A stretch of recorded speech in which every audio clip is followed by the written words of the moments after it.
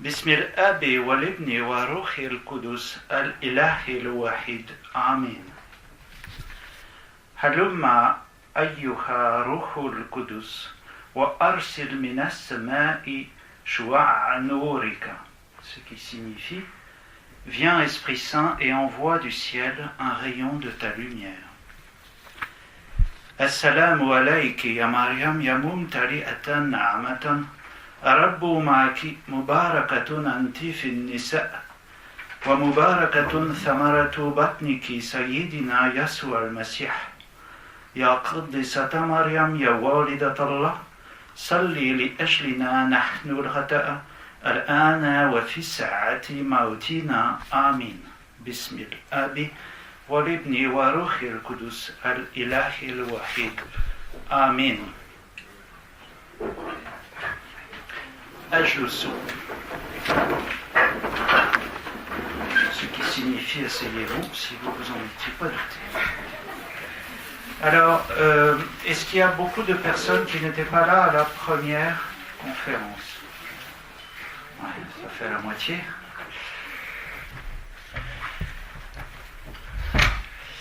Alors, je résume. Allez, c'est loin ça. Non, bien. Je résume un peu ce que j'ai dit la dernière fois, très brièvement. Les enseignements petite conférence que j'essaie de donner est à partir des cours que j'ai reçus de Madame Marie-Thérèse Urvois, du Père François Jourdan et de diverses lectures. J'ai proposé une biographie la dernière fois. Bon, évidemment, il peut y avoir beaucoup de choses, mais je conseille le livre du Père Jourdan, Dieu des chrétiens, Dieu des musulmans, qui à mon avis est une bonne introduction, le livre de Maurice Rodinson, Mohamed, ou Mahomet plus exactement, M-A-H-O-M-E-T. Les divers ouvrages de Madame Urvois, là ça devient un peu plus scientifique, La Mésentente notamment, qui est le plus récent. Bon, tous les livres d'Alfred Louis de Prémard, voilà, tout ça c'est des grands spécialistes. Je disais la dernière fois qu'on ne peut se faire une opinion sérieuse de l'islam en n'y mettant que la pointe des pieds. Ne sortez pas tous. Mais voilà, si vous voulez vous intéresser à l'islam sans y passer un peu de temps, vous n'entrerez pas. Est-ce que vous auriez idée d'entrer dans le catholicisme en y passant une demi-heure pour l'étudier? Je ne pense pas non plus.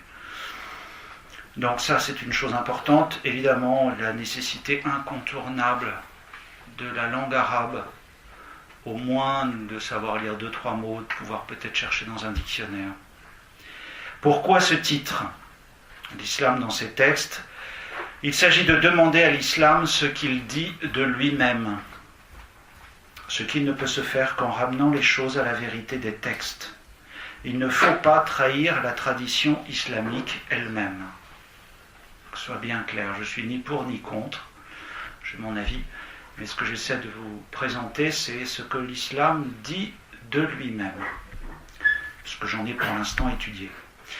J'avais évoqué aussi les distinctions terminologiques capitales entre musulmans, islamiques, musulmans et arabes. Bon, des choses que vous savez peut-être, que j'ai déjà évoquées, vous pourrez les retrouver. J'avais dit que les textes fondateurs de l'islam sont la Sira, les hadiths et le Coran. Et enfin, donc, j'avais commencé à parler de Mohammed, le prophète. Donc, moi, je le prononce comme ça, parce que vous trouvez beaucoup d'écritures de ce personnage. Bon, en arabe,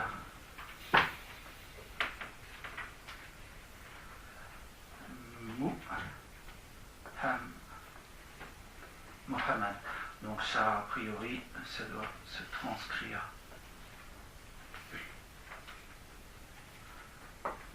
En dessous, voilà. Bon, ensuite Mahomet, Mohamed, Mehmet, je crois que c'est en persan, enfin ça revient au même, quoi, c'est la même personne. Bien, donc 570, 632, ce sont les dates que l'on présume. Tout ce que je vous dis, on a à peu près 2-3 dates dont on est sûr. Le reste, on ne sait pas très bien. Donc c'est ce que la Sira dit du prophète, La sira, c'est donc la vie du prophète, c'est ce qu'elle dit de lui-même. Bon, je fais beaucoup d'apartés de digression, excusez-moi, je vais commencer tout de suite. Vous avez peut-être entendu parler de la feuille de Coran qu'on a retrouvée il y a quelque temps, là, le 22 juillet. On a retrouvé à Birmingham une feuille de Coran qui a été analysée au carbone 14. Donc ça date entre 568 et 645, il me semble. Donc si vous prenez la période haute, donc 568, ça veut dire que ça a été écrit avant que Mohammed ait eu ses révélations, ce qui pose un tout petit problème. Ensuite, bon, alors le carbone 14, moi je ne sais pas ce que ça vaut, le carbone 14, je crois sur le linceul de Turin, j'ai quelques doutes, mais c'est une autre question qui n'entre pas en compte ici. Le problème qu'il y a dans ce manuscrit, j'étais très content de le remarquer, parce que je suis quand même plutôt néophyte en islam, alors que là c'est un professeur qui l'a remarqué, c'est que sur ce manuscrit, ça c'est une ville. Cette ville, c'est Yathrib. C'est ce qu'on appellera Médine. Alors, vous voyez, les deux premières lettres, eh ben, c'est pas la même. Mais vous ne pouvez pas le savoir. Parce que cette première lettre, ça peut être un ba, ça peut être un ta, ça peut être un tha, ça peut être un ya, et ça peut être un nun. La deuxième, c'est pareil. La deuxième, c'est un ra, mais ça peut aussi être un zain. La troisième, c'est un ba final, il n'est pas écrit pareil que l'autre, mais ça peut aussi bien être un ba, un ta, un tha. Bref, sur cette feuille de papier, vous avez ces points-là, ces petits points. On appelle ça des points diacritiques.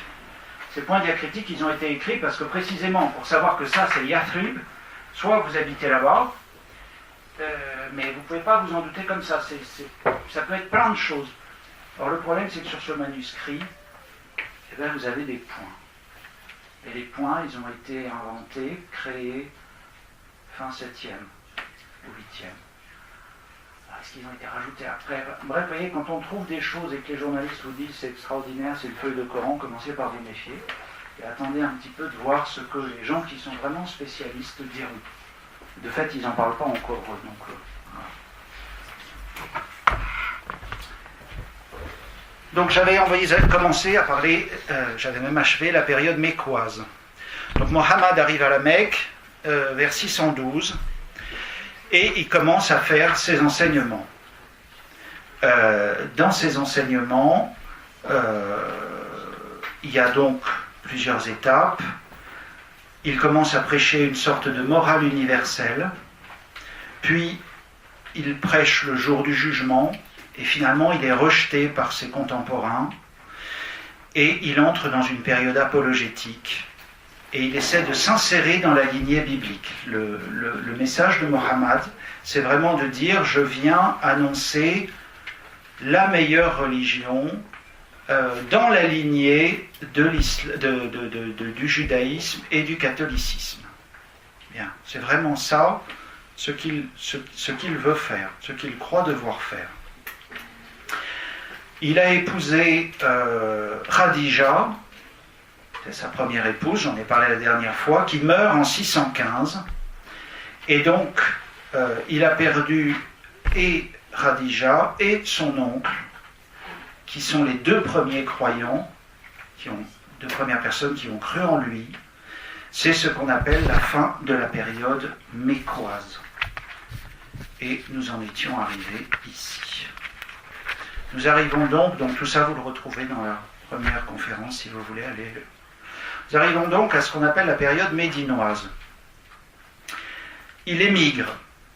Alors attention, ce n'est pas une fuite. Souvent on dit qu'il fuit vers Médine. Ça n'est pas une fuite. Hein. Il émigre. Ça n'est pas non plus un bannissement. Il a raison de s'en aller parce qu'il est pas reçu, mais voilà. Le mot hijra, qui donnera le mot égir, et signifie donc simplement un bannissement. Il part avec Abu Bakr. Abu Bakr, c'est quelqu'un qui met sa fortune à son service et qui lui a donné, je vous le rappelle, sa fille pour épouse, fille qui avait 6 ans, qu'il épousera donc à 9 ans, au moment où elle sera pubère. Il arrive donc à Médine en 622. et sous le calife Omar, on fait débuter le calendrier musulman le 16 avril 622. C'est pour ça que quand vous avez des dates, souvent, il y a deux dates. Il y a la date après Jésus-Christ, il y a une barre et un autre chiffre. Ça correspond à ce démarrage-là, le 16 juillet 622. Médine est une cité antique. Ça répond à quelqu'un qui m'a posé une question la dernière fois. Médine est une cité antique mentionnée dans les textes babyloniens. Alors évidemment, elle ne s'appelle pas Médine avant, c'est le mot que j'ai mis ici, elle s'appelle Yathrib, Y-A-T-H-R-I-B, et elle s'appellera Médine. Bon, Al-Madinat, ça veut dire la ville en arabe, en syriaque c'est le même mot. Bon, peut-être c'est un terme générique, en tout cas, Yathrib, ça existait bien.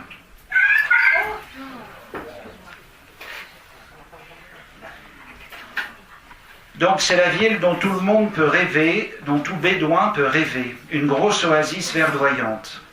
C'est un grand contraste entre Médine et la Mecque, où tout est importé. À la Mecque, il n'y a vraiment aucune richesse. Elle était habitée par deux tribus arabes, les Ban Aou et les Ban Razraï, ça n'a pas d'importance, qui sont cités dans la Sira et qui sont en guerre depuis toujours. Ça, c'est important. Elle est dominée par les Juifs qui sont au nombre de 3 tribus. Ces tribus sont des agriculteurs riches et puissants qui vivent dans leurs quartiers fortifiés. Ils sont en retrait, chacun chez soi. Les tribus arabes courent vers Mohammed pour les arbitrer et éventuellement les réconcilier. Donc il arrive à Médine un peu comme quelqu'un qui va être le sauveur. C'est important aussi. Et surtout, ils espèrent bien qu'il va leur rendre la supériorité. Mohammed entre donc en Saïd, c'est-à-dire maître et seigneur, indépendant, donc avec personne, ils sont à peu près 70, ils ne sont pas très nombreux, et surtout pas en fugitif ni en réfugié. Il va fonder ce qu'on appelle son dar, sa terre, sa maison, et sa mosquée, qui à l'époque n'a pas encore de minaret.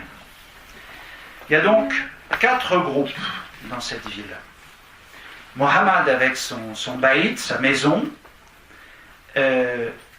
une seule femme veuve d'âge mûr, Saouda, la deuxième, donc épousée en 620 pour qu'elle soigne ses enfants. Il a eu des enfants. Il a eu des enfants de la première, donc, de Radija. Il n'a pas eu de fils. Mais il a eu des fils. Enfin si, il a eu des fils, mais ils sont tous morts. Mais il est fiancé, comme je l'ai dit tout à l'heure, à Aïcha, qui est âgée de 7 ans, fille de Abu Bakr. À la suite d'une vision, l'ange lui dit de se fiancer à cette fille. Il l'épousera donc, je l'avais dit, quand elle sera pubère. C'est une règle en fiqh, en loi islamique.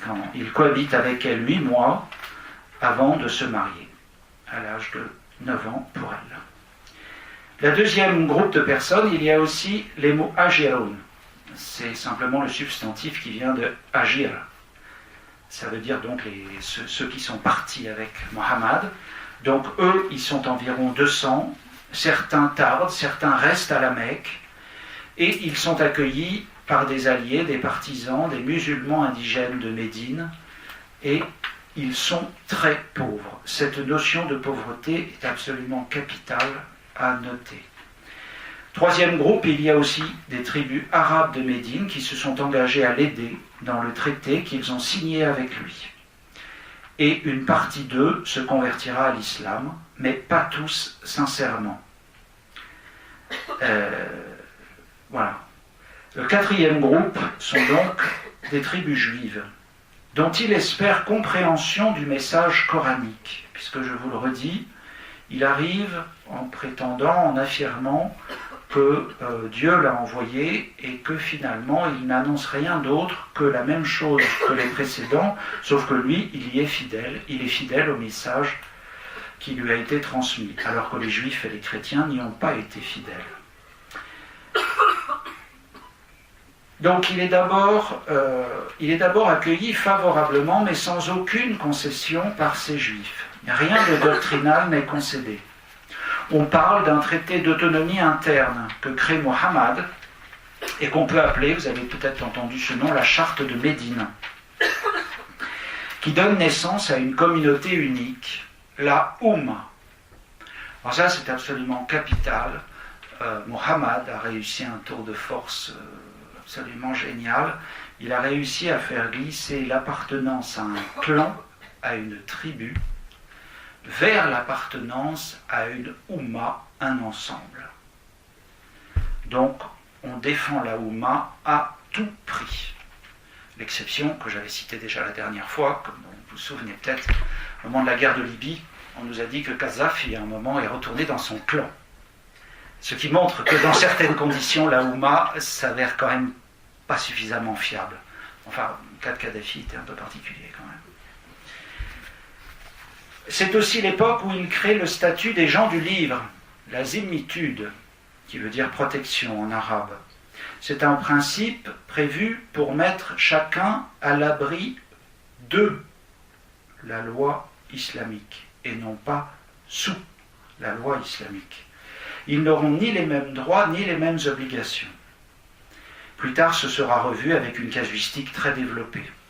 Cette charte concerne uniquement les gens du livre, ça se dit Al-Kitab, le livre en arabe, donc les juifs et les chrétiens. Et les rapports avec les juifs vont s'aigrir très vite. La vie à Médine est difficile. Beaucoup de traditions rapportent les mots de Aïcha. Jusqu'à Khaybar, j'ai toujours eu faim, je n'ai jamais mangé à ma faim.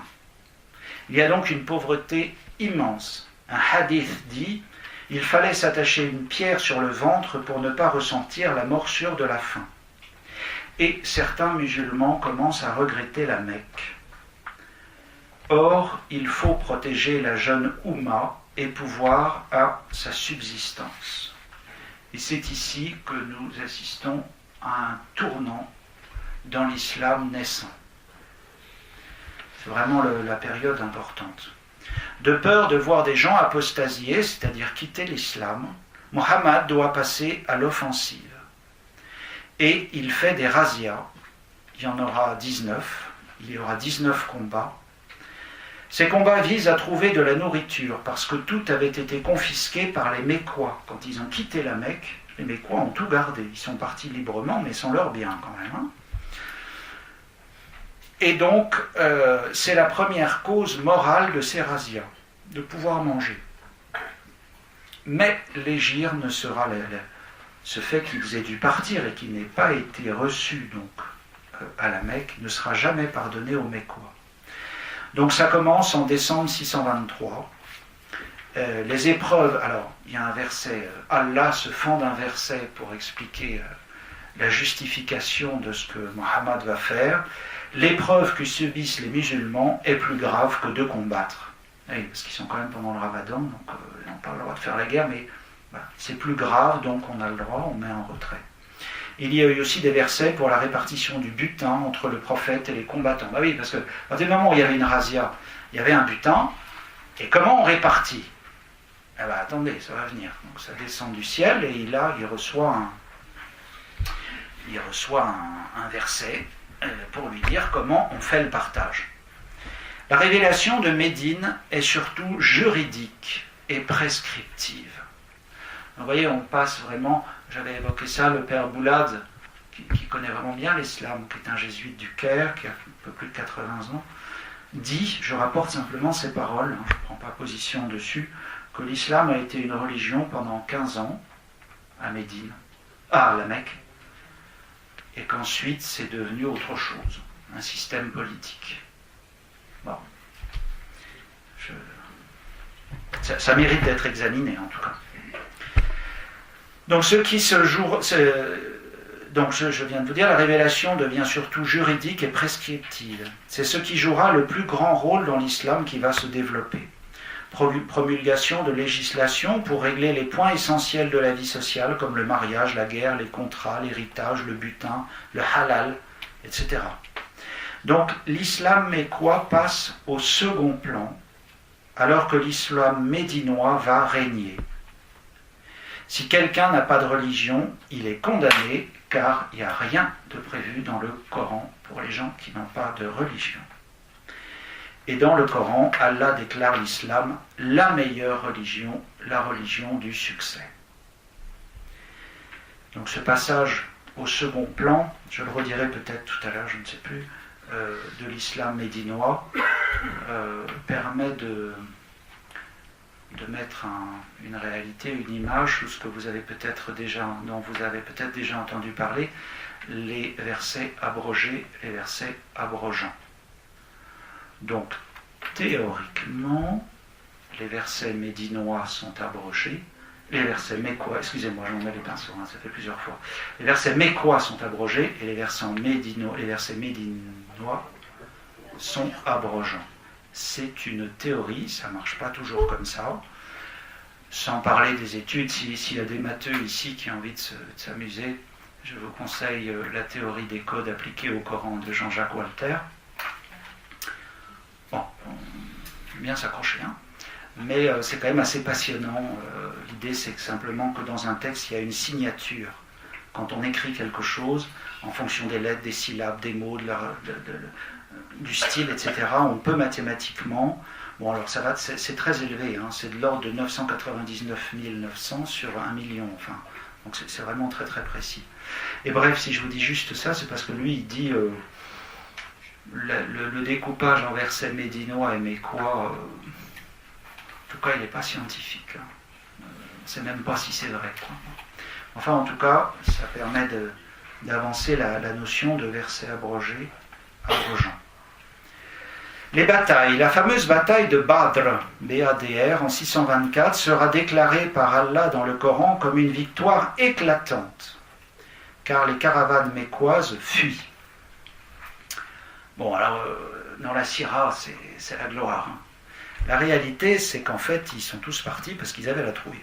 C'est un simple coup de main habile, et il y a très peu de butin. La caravane a fui, mais cela exalte l'enthousiasme des musulmans d'avoir mis en fuite la caravane. Vous voyez, ce sont des toutes petites choses. Il faut bien vous dire que ce sont des gens très très pauvres. Et donc dès qu'il y a quelque chose comme ça qui arrive, c'est la gloire. Pour Mohammed, la victoire est la preuve de la véracité de sa révélation. Rien que ça. Un verset descend dans ce sens.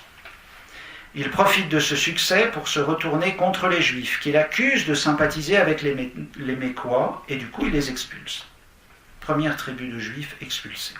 Ils vont se réfugier, alors ça c'est sûr, c'est une source non islamique, ça veut dire, c'est pas parce que c'est pas islamique que c'est sûr, ce que je veux dire c'est que c'est simplement, quand vous avez des sources islamiques, des sources hébraïques, des sources araméennes, enfin, voilà. Ça, on retrouve ça dans d'autres documents, donc on sait que c'est avéré. Quand on ne retrouve ça que dans un style, c'est pas suffisamment probant scientifiquement.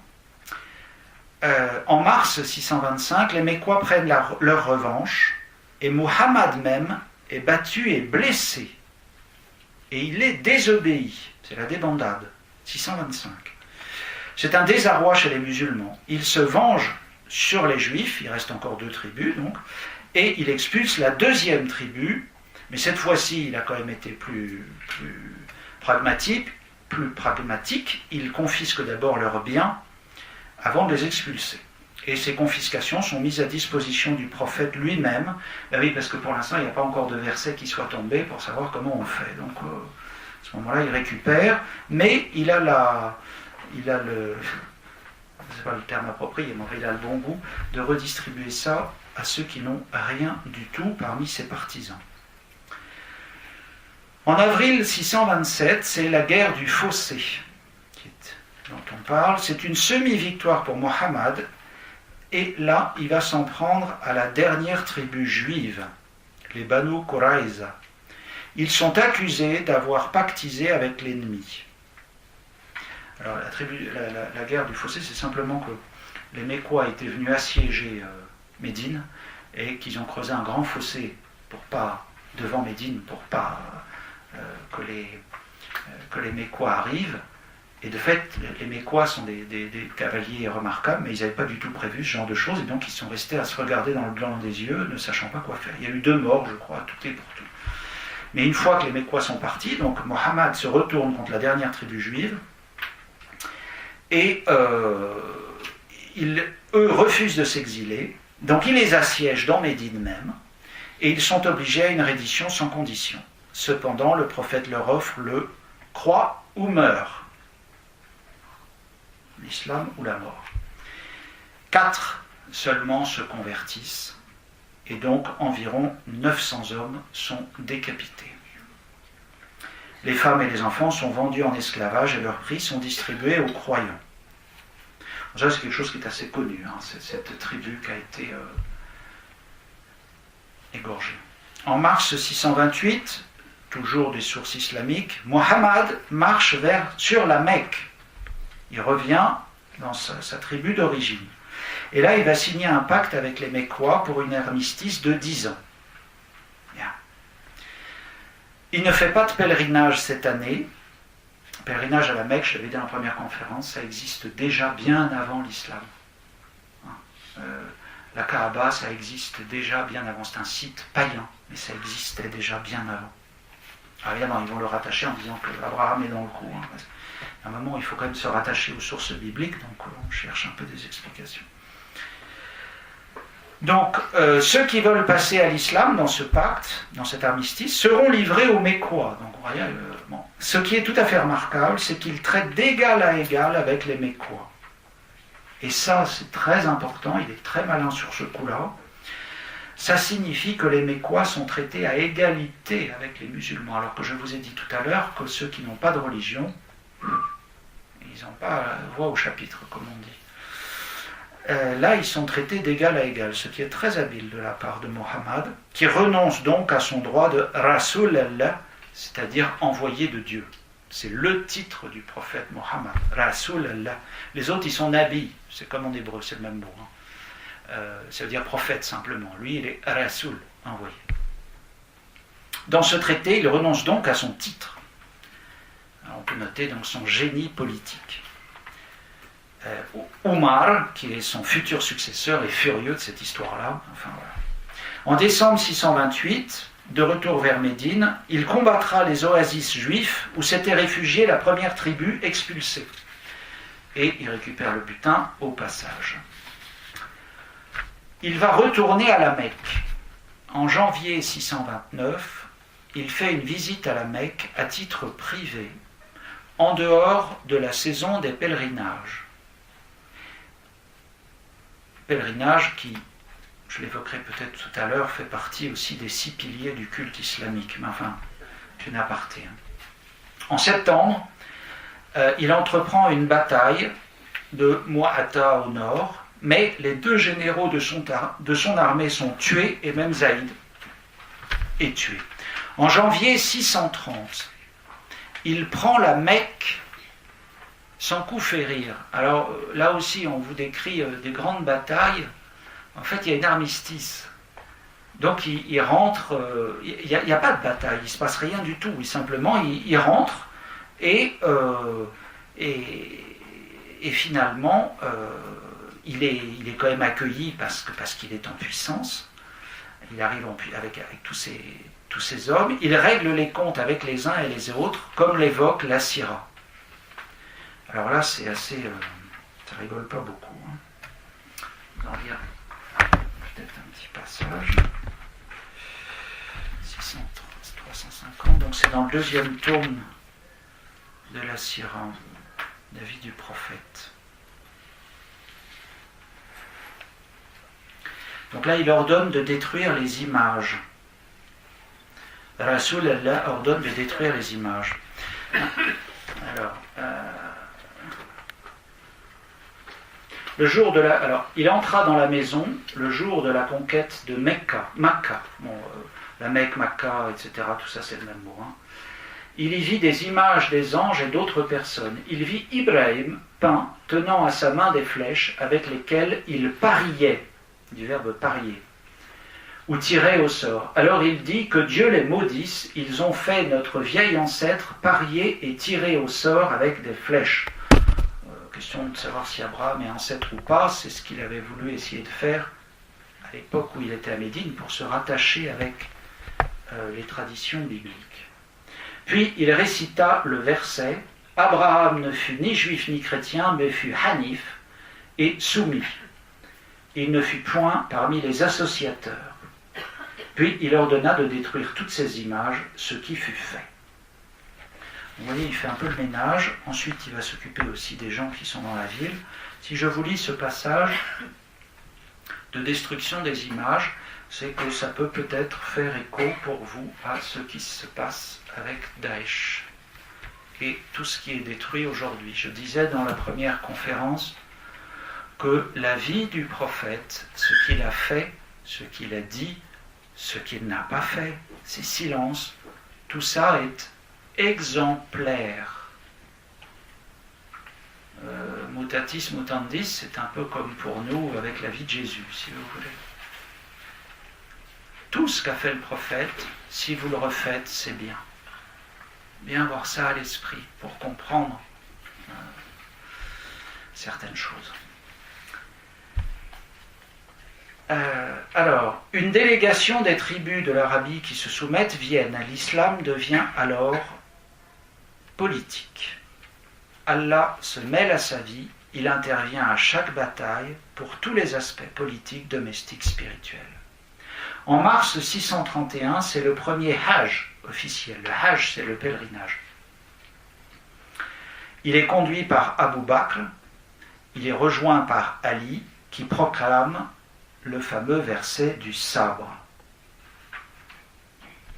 Alors ça, il faut quand même que je vous en dise un petit mot, partie de mes petites apartés, mais c'est quand même intéressant. Vous avez peut-être tous entendu parler du verset de l'amitié, qui est mis dans la bouche de Christian Tchergé dans le film Des hommes et des dieux.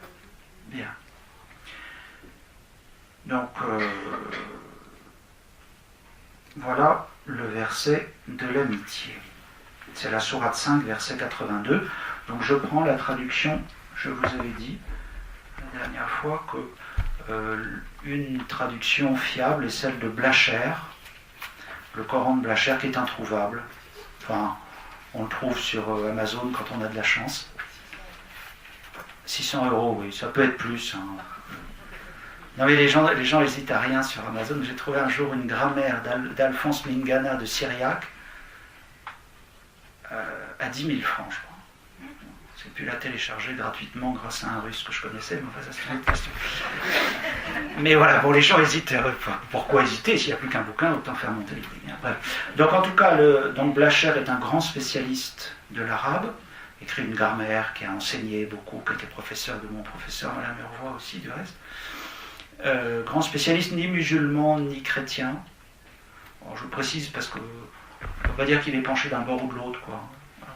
Grand connaisseur. Donc voilà. Donc alors cette version fait foi en université. Quand on la cite, on a le droit de la citer. Voilà. Parce que sinon, méfiez-vous, vous avez des versions, notamment du Coran en France, qui sont un peu édulcorées, voire beaucoup édulcorées, comme c'est en français. Ni vous ni moi. Moi, je suis au début. Ne pouvons vérifier la chose. Donc, sachez en tout cas que les bonnes versions du Coran, si je puis m'exprimer ainsi, sont celles de Médine, précisément. Les Corans de Médine ne sont pas édulcorés. Les autres, il manque des morceaux. Donc, voilà ce qui est écrit. Tu trouveras certes que les gens les plus hostiles à ceux qui croient sont les Juifs et les associateurs. Alors, fidèle à mes défauts, je vous dirai peut-être un mot tout à l'heure des associateurs. Considérez que c'est les chrétiens, pour l'instant. Et tu trouveras que les gens les plus proches de ceux qui croient par l'amitié sont ceux qui disent « Nous sommes Nasrana », ce qui est habituellement, malheureusement et fallacieusement, traduit par « chrétiens ». Ce sont les Nazaréens. Pas les chrétiens, c'est pas du tout pareil. Et le verset s'arrête là. Donc ça, c'est le verset de l'amitié, verset 82. Bon, c'est très très bien. On va quand même aller jusqu'au verset 83. Vous allez voir que ça prend un petit peu une tournure un peu différente. C'est que parmi eux se trouvent des prêtres et des moines, et que ces gens ne s'enflent point d'orgueil. Quand ils entendent ce qu'on fait descendre vers l'apôtre, Rasulallah, Mohammed donc, l'apôtre c'est lui, tu les vois répandre des larmes de leurs yeux, à cause de ce qu'ils savent, de la vérité qu'ils entendent. Donc le Coran. Et tu les entends s'écrier, Seigneur, nous croyons, inscris-nous donc avec les témoins. Donc vous voyez que ça change un tout petit peu la donne, parce que le verset de l'amitié, ce sont les gens qui se sont convertis à l'islam. Alors, sur la question des Nazaréens, la secte des Nazaréens, c'est assez délicat, disons, en 2 mots, c'est vraiment en 2 mots, donc c'est pas ça. Les résumés, c'est toujours, il manque des morceaux là aussi. Nazaréens, c'est une secte, disons, messianiste, qui reconnaît Jésus comme Messie, mais pas comme Dieu. Donc eux, ils sont monothéistes. Parce qu'il n'y a qu'un. Les associateurs, bon si tant pis, je lâche. Les associateurs, ce sont donc les chrétiens, donc vous savez peut-être que dans le Coran, il est question de la Trinité. Alors vous apprenez que la Trinité, c'est Allah, Myriam et Aïssa. Alors j'ai trouvé récemment un truc assez intéressant, la raison pour laquelle c'était la mère, c'était Myriam, donc la deuxième personne. Donc évidemment, nous on fait un Dieu où on associe une créature, Myriam, Aïssa qui n'est pas Dieu. Aïssa, c'est pas Jésus, faites très attention. Dans le Coran, on vous traduit Aïssa, Jésus. Aïssa, c'est Aïssa. Jésus en arabe, ça se dit Yahsoua. C'est lui et c'est pas lui. Faites très attention. Aïssa, ça n'a jamais voulu dire Jésus en arabe. Ça veut dire Aïssa. Ou Issa, si vous préférez, selon qu'on prononce le Aïn ou pas. Alors, il se trouve que dans les textes nazaréens, textes des Nazaréens, qui sont donc qui sont hérétiques, si vous voulez, qui ne sont pas chrétiens, c'est une secte. Je fais le deuxième aparté dans l'aparté. L'esprit, Ruar en hébreu, Ruhu en arabe, c'est féminin.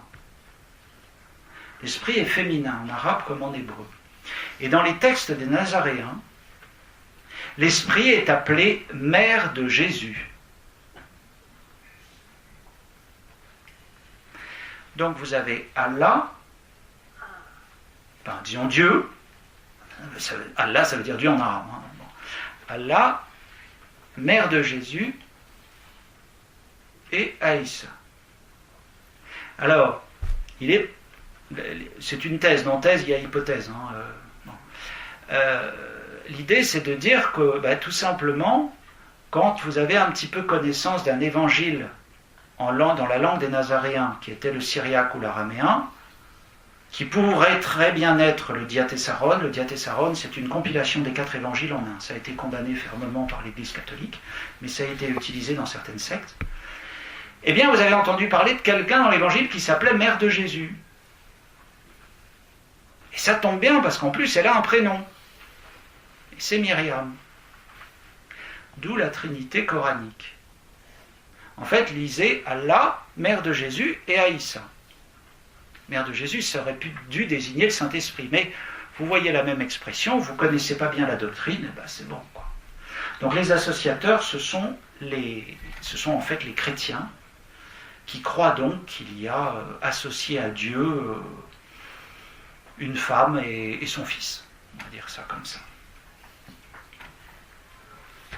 Donc voilà. Au moment de ce premier pèlerinage, en 631, donc Ali proclame le verset du sabre. En janvier 632, une délégation de 70 membres, dont un évêque, vient à Médine. Ils ont une audience avec Mohammed au sujet d'un problème christologique. Justement, là on est dans les... Voilà. Parce qu'il faut savoir que ces chrétiens... ils n'ont pas forcément beaucoup de contact avec Rome. Ils n'ont pas toujours été convoqués au concile. Quand ils y ont été convoqués, ils n'ont pas pu s'y rendre, parce que la route n'est pas facile. Donc ça a inévitablement déclenché un certain nombre d'hérésies. Ils ne sont pas forcément toujours responsables non plus.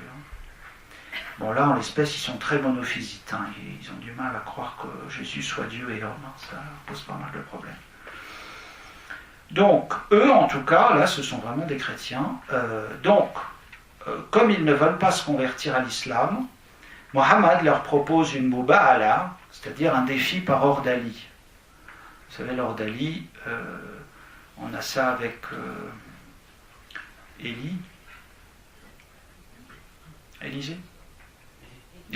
merci. Avec Élie dans l'Ancien Testament, où il réunit les disciples de Baal, et il leur demande, il leur fait faire un autel, il met tout un tas de trucs dessus, et ils leur disent, allez-y, le Dieu que vous invoquerez et qui mettra le feu, c'est lui qui est Dieu. C'est ça, une ordalie. Sauf que nos chrétiens, ils refusent, et ils disent, non, nous on croit à la divinité du Christ, et ils refusent donc de se soumettre au feu. Ils signent une convention, et ils doivent payer un impôt plus élevé. Donc cela doit être... Alors là, nous avons un exemple bien concret de zimitude. Donc,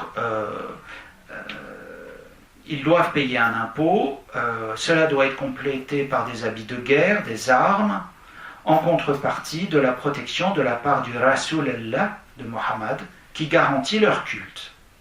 Il a promis de maintenir les évêques, les moines et les prêtres, mais sous certaines conditions. Ils doivent renoncer à l'usure, notamment. J'avais évoqué dans la première conférence le combat de Mohammed contre l'usure, qui collera aux Juifs, au moins depuis cette période-là, et qui continue peut-être pas, mais qui a duré en tout cas très longtemps.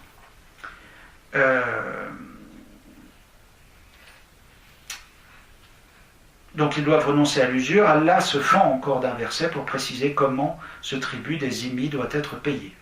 Il doit être payé alors qu'ils sont humiliés avec certains habits, certaines couleurs, certaines mœurs. Ils doivent baisser le regard, ils doivent porter une ceinture de couleur jaune, et c'est encore maintenu de nos jours avec moult détails. Alors, sur ce sujet, vous savez peut-être que les gens sont très enthousiasmés par ce qu'on appelle les mouvements soufis. Je ne vais pas du tout en parler. Je vais juste dire un petit point en rapport avec la zimitude. Le grand maître soufi du soufisme, Muhyiddin ibn Arabi, avait croisé des chrétiens, c'est à peu près 12e siècle, je crois, 11e, 12e siècle, et qui ne portaient pas les habits requis, qui ne descendaient pas du trottoir quand ils croisaient un musulman, enfin qui ne faisaient rien de ce qui était prévu. Alors il est allé voir le calife, et il lui dit, mais qu'est-ce que c'est que ton histoire là? Tu vas appliquer ce qui est prévu. Et donc le pauvre calife, qui était un peu bienveillant à l'égard de ses zimmis, a appliqué ce qui était prévu. Donc vous voyez, voilà. Les soufis, ça peut aussi être ça, quoi. Ça reste des musulmans, hein, pas oublier. Nous arrivons en 632 avec la mort du prophète Mohammed. Enfin, pas 632, oui, 632. En 632 d'abord, avant de mourir, il fait le pèlerinage de l'adieu et retourne à Médine, où il tombe malade pendant 2 mois, et il va donc mourir en juin 632. Alors cette mort prend la communauté au dépourvu, et parmi les compagnons du prophète, certains rappellent que, ben oui, dans le Coran, il est quand même écrit que tout prophète est mortel, donc c'est finalement normal que Mohammed soit quand même mort. Et il est enterré dans la maison de Aïcha à Médine. Donc, voilà pour le Médine. Une petite conclusion sur... disons une petite réflexion sur cette période, sur 2 points, les épouses du prophète et la révélation. Il a eu 13 épouses officielles, dont 9 lui survivent et deviennent les mères des croyants. Là, il y aurait des ponts à faire avec les notions de mère de croyants chez les Syriaques, etc. Enfin, il y a beaucoup de... Bon. Enfin, en clair, ça veut dire qu'elles sont interdites de se remarier. Hein. Ça, c'est sûr. La plus connue après Khadija est Aïcha, qui, lit-on, est capricieuse, c'est une peste et elle est intrigante. Elle est légère, donc c'est la femme enfant, hein, celle qui était toute jeune. Hein. Donc il faut aussi mentionner beaucoup de versets descendus à l'occasion du problème de sa belle-fille Zaynab. Donc qu'est-ce qui s'est passé? Donc Mohammed n'a pas eu de fils, je vous l'ai dit, donc il a adopté il a adopté un fils, en tout cas son cousin peut-être. Et puis un jour, il arrive voir son fils adoptif et il tombe sur sa belle-fille dans une tenue assez légère et il la trouve tout à fait séduisante. Seulement, on ne peut pas commettre l'adultère avec la fille de son fils. Bref, ça n'existe pas en tout cas. Alors, ça pose quand même un problème parce que, disons qu'il a de l'énergie. Bien. Et alors, il y a un verset qui tombe dans la nuit suivante et qui lui dit qu'on ne doit pas adopter d'enfants. Chacun a ses enfants et que... Bon. Donc, son fils n'est pas son fils, sa belle-fille est libre, et hop, l'affaire est jouée. Alors, ceci dit, ça vous explique qu'en islam, il n'y a pas d'adoption. On n'a pas le droit d'adopter en islam. Il y a des contournements, c'est-à-dire que vous... Alors moi, je connais pas le droit islamique, hein. Je vais peut-être m'y mettre, mais pas encore. Vous avez le droit d'avoir des enfants sous votre protection. Enfin, on arrive à contourner les choses, mais vous n'avez pas le droit d'adopter en islam. Bon, il y a eu aussi les épouses temporaires du prophète. En général, elles sont renvoyées après consommation. Mais alors elles aussi, elles n'ont plus le droit de se remarier. Il y a encore les concubines en nombre illimité, surtout des esclaves, des butins de guerre, la plus célèbre étant Marie la Copte.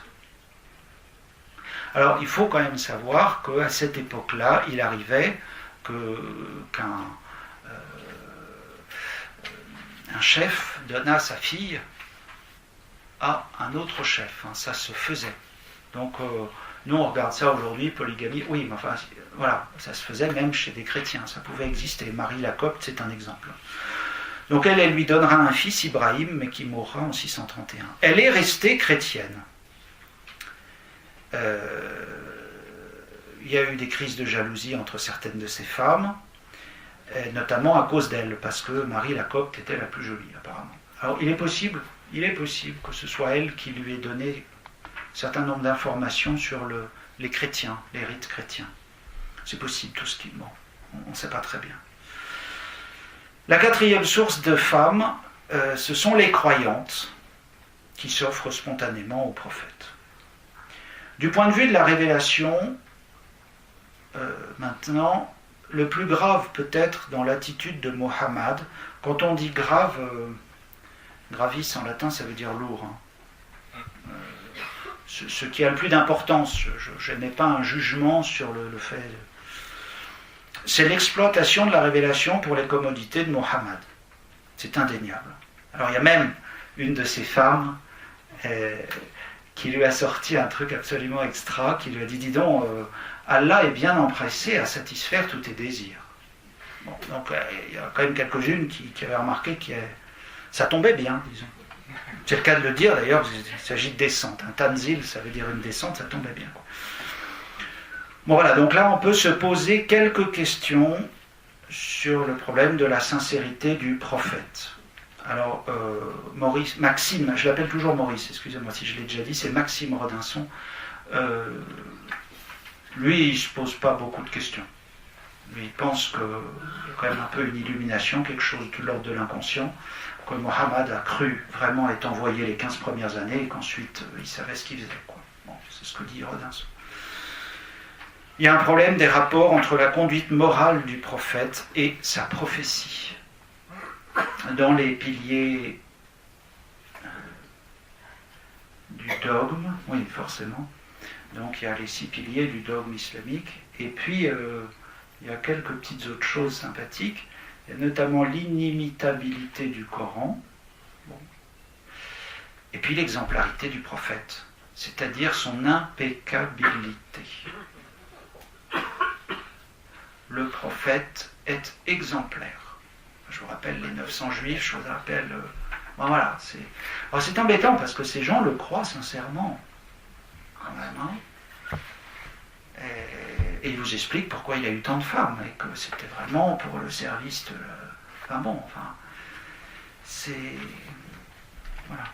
Encore plus impressionnante est cette tradition islamique, donc, qui fait de Muhammad le modèle de toutes les vertus. Cela va peser lourdement sur l'idéal islamique, et les choses ne se sont peut-être pas améliorées depuis l'époque de ces questions. Donc les 5 grands caractères maintenant de cette époque médinoise, je vais terminer par là.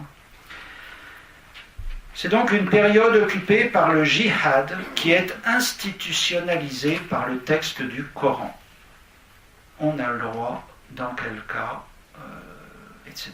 On a le droit de faire la guerre. Bon, moi je dis jihad, hein. En français vous voyez écrit dj. Les maghrébins ils disent dj. Le jim c'est jim. Enfin c'est la même chose.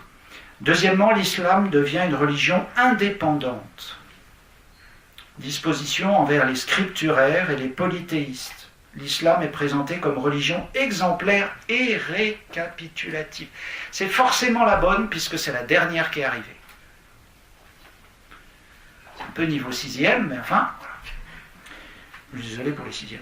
Muhammad est déclaré par Allah lui-même le sceau des prophètes, donc le dernier. Aïssa a annoncé Muhammad. Je l'ai lu à la fin de la dernière. Je l'ai lu à la fin de la dernière conférence. Vous avez le texte de Saint Jean où clairement, enfin, Jésus annonce le Saint-Esprit et donc Muhammad, quoi. Vous pourrez réécouter ça si vous voulez, c'est intéressant de le savoir, quoi.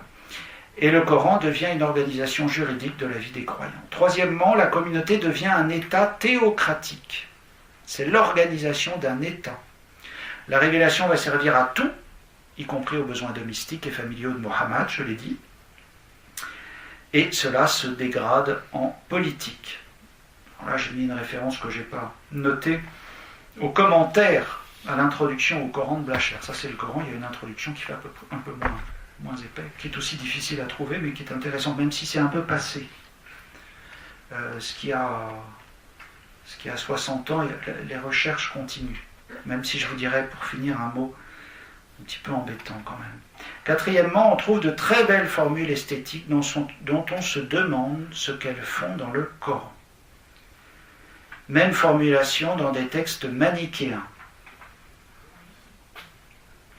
Quelques formules doctrinales, les versets typiques de cette époque médinoise du Coran, on peut en trouver aussi a priori, sous réserve. Cette période de la révélation et sa descente sur Muhammad représente la dernière étape de la doctrine coranique. Le système de l'abrogeant et de l'abrogé va apparaître. Il y sera consacré par certains traités. Malheureusement, l'islam qui vivra est l'islam médinois. Il y a beaucoup d'efforts faits par des musulmans. Malheureusement, ils sont tous obligés de quitter leur pays, quoi. Ils sont plus dans des pays musulmans. Ils restent musulmans, mais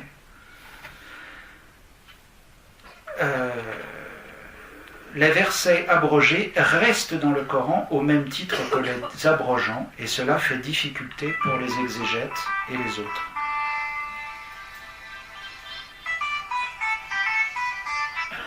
Sa personne et sa mission sont intimement liées à Dieu, à tel point qu'on ne peut pas croire à l'un sans croire à l'autre. C'est la shahada, c'est exactement ça. Alors sinon, je vous conseille aussi que je n'ai pas cité, c'est une omission de ma part, si je crois que j'ai parlé du Père Jacques Jaumier. Alors, Père Jacques Jaumier, vous pouvez y aller aussi, vous pouvez tout lire du Père Jacques Jaumier, c'est quelqu'un qui connaissait très bien tout ça.